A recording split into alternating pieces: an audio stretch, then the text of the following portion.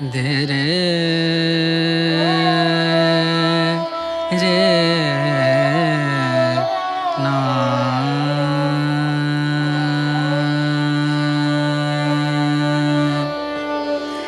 రే నా ఆ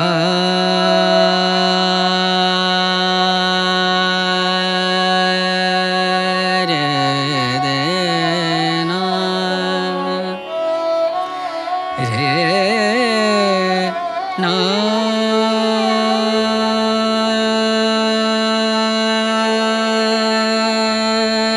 రే నా రే నా దే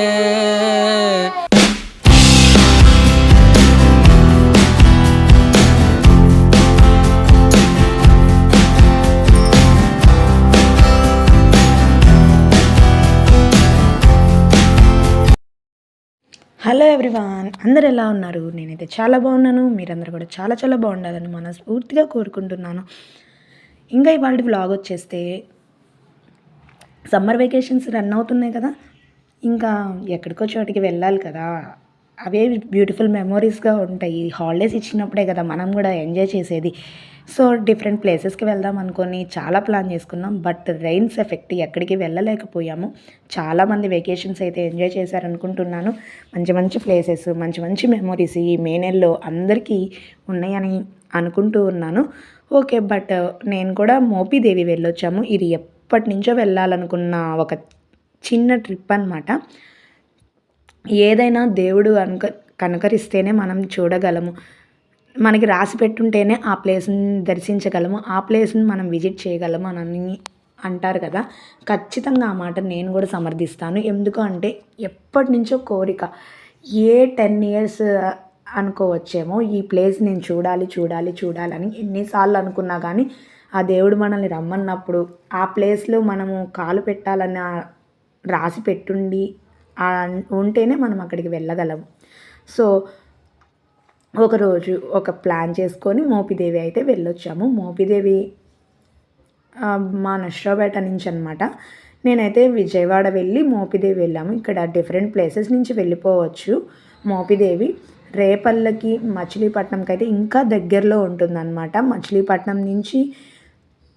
మచిలీపట్నం దాకా ట్రైన్ సర్వీస్ ఉంటుంది, బస్ సర్వీస్ ఉంటుంది. మచిలీపట్నం దాకా వెళ్ళైనా మనం మోపిదేవి ఒక 20 కిలోమీటర్స్ ఉంటుంది. అక్కడి నుంచి ఆటో సర్వీసెస్ ఉంటాయి, బస్ సర్వీసెస్ ఉంటాయి.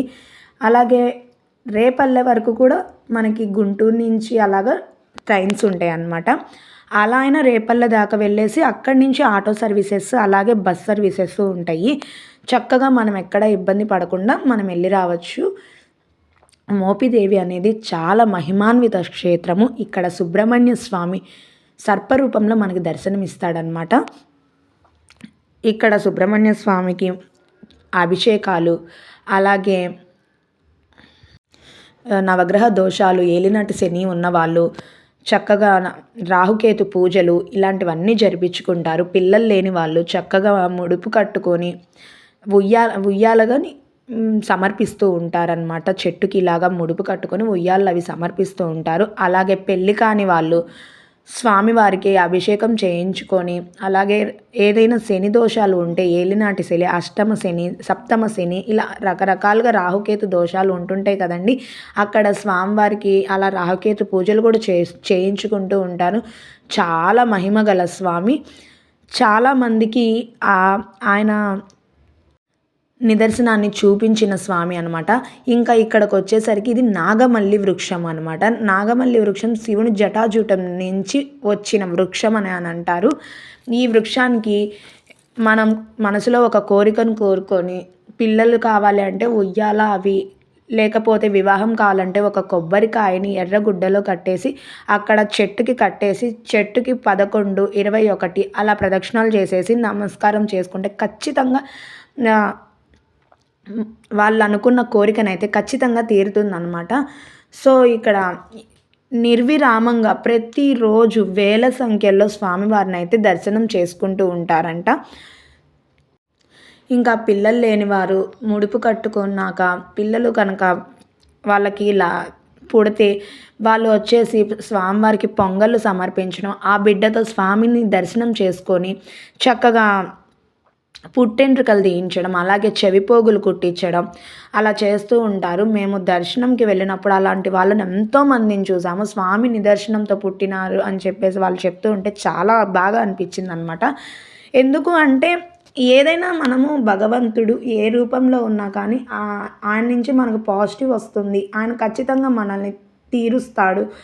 మన కష్టాన్ని పోగొడతాడని గట్టిగా నమ్ముతూ ఉంటాము. అదే కష్టం మనకి పోయింది అంటే అది ఇంకా మనకి ఎంతో హ్యాపీనెస్ ఇస్తుందనమాట. ఇది గుడి యొక్క అంతరాలయం అన్నమాట.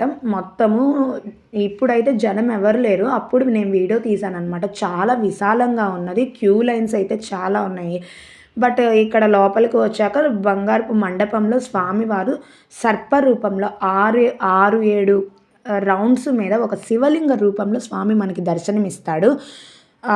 అసలు చూస్తుంటేనే నాకు గూస్ బంప్స్ వచ్చేసింది అనమాట. పక్కన నాగవయ్య పుట్ట, నాగవయ్య ప్రతిమలు కూడా కొంతమంది మొక్కుబడిగా ఉండేసి ఆయన్ని అక్కడ స్థాపిస్తూ ఉంటారు.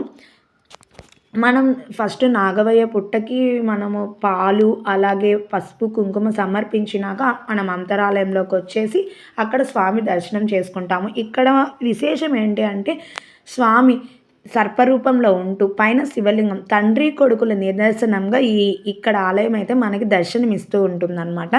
దర్శనానికి కూడా ఇక్కడ సప్తదోష నివారణ, నిత్యశాంతి కళ్యాణం, అలాగే శీఘ్ర దర్శనం, అభిషేకము, అంతరాలయ అభిషేకం ఉంటుంది, మామూలుగా అభిషేక మండపంలో అభిషేకం ఉంటుంది, రుద్రాభిషేకాలు చేస్తారు. ఇలా రకరకాలు మనం చేయించుకోవాలనుకుంటే అన్ని సేవలు చేయించుకోవచ్చు. ఇక్కడ ఇంకా 50 రూపీస్ ఫ్రీ దర్శనాలు, 100 రూపీస్ దర్శనాలు, అలా ఎవరి అవైలబిలిటీని బట్టి వాళ్ళు ఆ దర్శనానికి వెళ్ళొచ్చు అనమాట. ఇంకా స్థల విశేషం వచ్చేసి ఇందాక చెప్పా కదా, స్వామి అయితే సర్పరూపంలో మనకి సుబ్రహ్మణ్య స్వామి దర్శనం ఇస్తుంటాడు. స్వామిని మనం శరవణ, షణ్ముఖ ప్రియ అని పిలుస్తూ ఉంటాం కదా. అలాగే స్వామి ఇక్కడ అమ్మవార్లతో సమేతుడై కనిపిస్తూ ఉంటాడు. వల్లి దేవసేన సమేతుడయ్యి స్వామి సర్పరూపంలో ఆ పుట్ట మీద వచ్చేసి ఒక శివలింగ రూపంలో, అంటే ఇక్కడ తండ్రి కొడుకుల రూపంలో మనకి స్వామి దర్శనం. ఇది ఎక్కడ లేని విశేషం ఇక్కడే ఉన్నది అని చెప్పి అక్కడ పంతులు గారు చెప్తున్నారు. అలాగే అది పుట్ట అని అనడానికి అక్కడ అంతరాలయంలోనే ఒక కన్నం లాగా ఉంటుంది. స్వామి సంవత్సరానికి ఒకసారి సర్పరూపంలో గుడిలోకి వస్తాడు, దానిలో నుంచి వస్తాడు అని చెప్పేసి పంతులు గారు అయితే అంటున్నారు. ఇంకా ఇంతకన్నా నిదర్శనం ఏం కావాలి, అక్కడ స్వామివారు ఉన్నారు, నిజ రూపంలో ఉన్నారు, ఆయన మనల్ని కనుకరిస్తాడు, ఖచ్చితంగా మన కష్టాలను తీరుస్తాడు అనడానికి నిదర్శనము. నేను వెళ్ళాలి అని అనుకున్నానే కానీ వెళ్ళినాక ఇంత నిదర్శనం ఇక్కడ ఉందా, నేను ఎందుకు రావాలనుకున్నానో నాకైతే తెలియదు, కానీ చూడాలి అనే మటుకు గట్టిగా మనసులో అనుకున్నాను. ఎప్పటి నుంచో అనుకుంటే ఇప్పటికి తీరిందనమాట. స్వామి దర్శనం అయితే చాలా బాగా జరిగింది. ఇక్కడ ఇంకా పెళ్ళి కాని వాళ్ళు స్వామికి మొక్కుకొని ఒక నిద్ర చేసేసి కళ్యాణం అయినాక వచ్చి స్వామివారికి అభిషేకం చేయించుకునే వాళ్ళు కూడా చాలామంది ఉన్నారు. ఎంతమంది చాలా చాలా కోరికలు తీరి వచ్చి దర్శనం చేసుకుంటున్నారు అనే క్యూ లైన్స్లో వాళ్ళు చెప్తున్న విధానాలు చూస్తుంటే నాకు చాలా బాగా అనిపించింది అనమాట. ఖచ్చితంగా ఎవరైనా మన వీడియోస్లో కూడా కళ్యాణం కాని వారు కానీ పిల్లలు కావాలని చూస్తున్న వాళ్ళు, అది ఎదురు చూస్తున్న వాళ్ళు కానీ ఖచ్చితంగా మోపిదేవి క్షేత్రాన్ని ఒక్కసారి దర్శించి స్వామివారికి మొక్కుకోండి. ఖచ్చితంగా మీ కోరిక అయితే తీరుతుంది. చక్కగా ఇంకా దర్శనం అది కంప్లీట్ చేసుకున్నాక ఇంకా అక్కడే పక్కన అన్నదానం అయితే నిత్య అన్నదానం అనమాట, ప్రతిరోజు జరుగుతుంది. ఆ అన్నదానం కూడా చాలా బాగా చేస్తున్నారు. ఇంకా టేస్ట్ పరంగా కూడా ఎంత అమృతం లాగా ఉందన్నమాట. నిజంగా చాలా బాగుంది స్వామివారి ప్రసాదం అయితే. ఇంకా అన్నదానం చేస్తున్నారు కదా, అన్న ప్రసాదాన్ని కూడా స్వీకరించేసాము. ఎక్కడికి వెళ్ళినా కానీ అక్కడ అన్నదానాన్ని పుణ్యక్షేత్రంలో మనము తీసుకోవాలి, ఖచ్చితంగా తీసుకోవాలి. అంటే ఎవరి అభిప్రాయం వాళ్ళది. ఎక్కడికైనా పుణ్యక్షేత్రానికి వెళ్ళినప్పుడు అన్నదానాన్ని మటుకు కొంచెమైనా మనం స్వీకరించాలని చెప్పి పెద్దవాళ్ళు అంటుంటారు కదా. సో మేము కూడా ఇంకా తీసుకున్నాము. ఇంకా ఇక్కడ వచ్చేసి ఇందాక చెప్పాను కదా, స్వామివారి శివుడి జటాజూటం నుంచి వచ్చిన ఈ వృక్షం అనేది నాగమల్లి వృక్షం అని చెప్పాను కదా, శివుని జటాజుటం వెంట్రుకలు విప్పారినట్లు ఉంటాయి అన్నమాట. ఈ చెట్టు పుష్పములు కొమ్మలకు కాకుండా జడలకి పూస్తాయి. అలాగే మనకి ఎప్పుడైనా పువ్వు తర్వాత కాయ వస్తుంది, కానీ ఇక్కడ కాయ తర్వాత పువ్వు వస్తుంది అనమాట. అలాగే ఈ పుష్పాలంటే శివుడికి చాలా ఇష్టము. సో అలాగే మన సుబ్రహ్మణ్య స్వామిని మనం సర్పరూపంలో ఆయన్ని కొలవడము అష్టైశ్వర్య ప్రదము.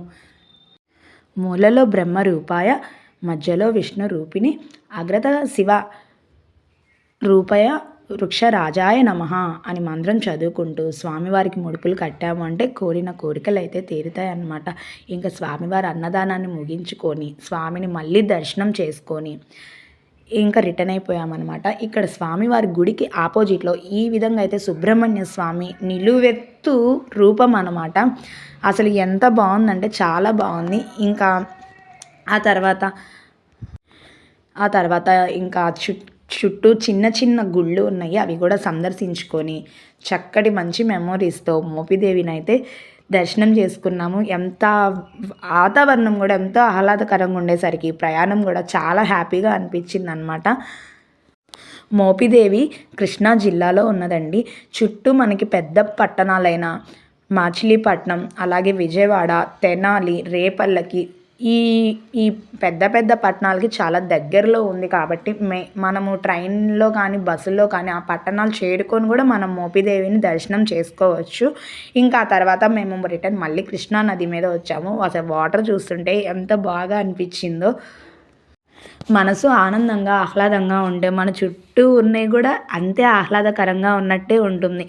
ప్రతి ఒక్కదానిలో మనం పాజిటివ్ని అయితే తీసుకోవాలి. కాబట్టి ఈ దర్శనం మటుకు నిజంగా నాకు లైఫ్లో ఒక మంచి ఎక్స్పీరియన్స్గా అనిపించింది. అనుకోకుండా అయిన దర్శనం అనమాట.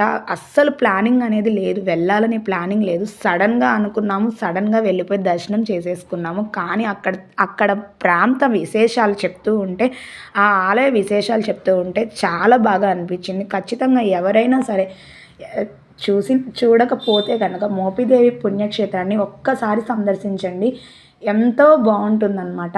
ఇది నా పర్సనల్ ఎక్స్పీరియన్స్.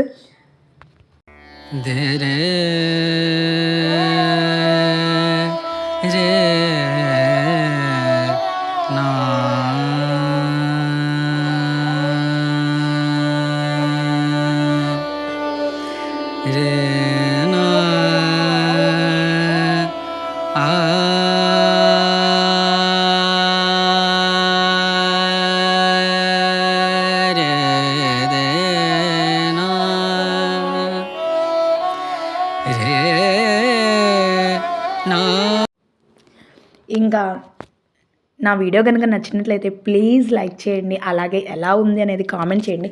మోపిదేవి కనుక ఎవరైనా దర్శనం చేసుకొని ఉన్నట్టయితే ఖచ్చితంగా నాకు మెసేజ్ చేయండి. నేను కూడా హ్యాపీగా ఫీల్ అవుతాను, ఇంతమంది ఉన్నారా అని చెప్పేసి. చూడని వాళ్ళు ఖచ్చితంగా స్వామిని అయితే దర్శనం చేసుకోండి. ఎవరికైనా వివాహం కాని వాళ్ళు ఉంటే ఖచ్చితంగా వివాహం అవుతుందంట. అలాగే పిల్లలు లేని వాళ్ళు ఖచ్చితంగా స్వామికి మొక్కుకొని ఉయ్యాలను అయితే సమర్పిస్తే ఖచ్చితంగా బిడ్డలను అయితే కలుగుతారు.